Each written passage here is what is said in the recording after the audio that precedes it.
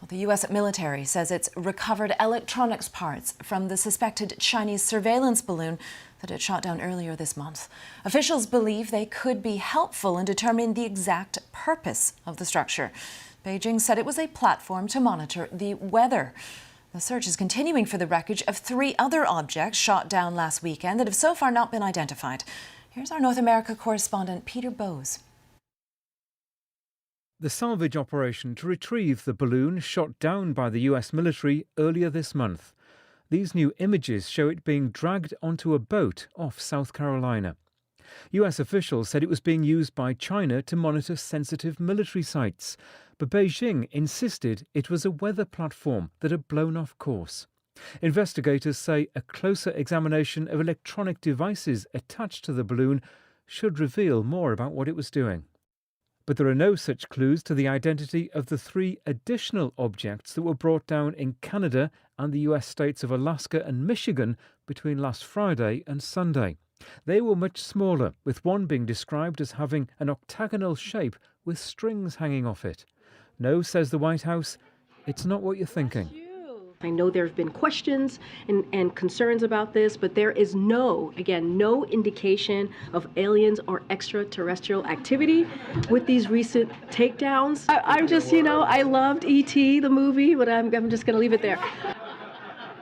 Laughter from the White House press corps, but why was it necessary to shoot the objects out of the sky?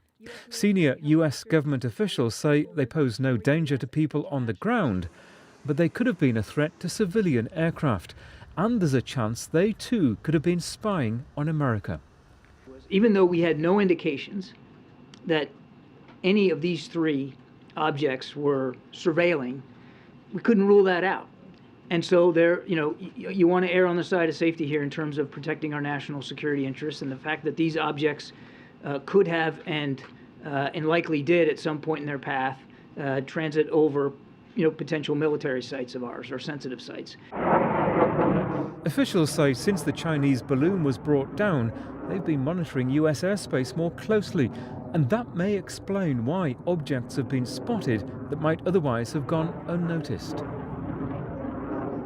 This bizarre episode has further eroded what was already a contentious relationship between the US and China. Washington says Beijing has flown surveillance balloons over as many as 40 countries in 5 continents.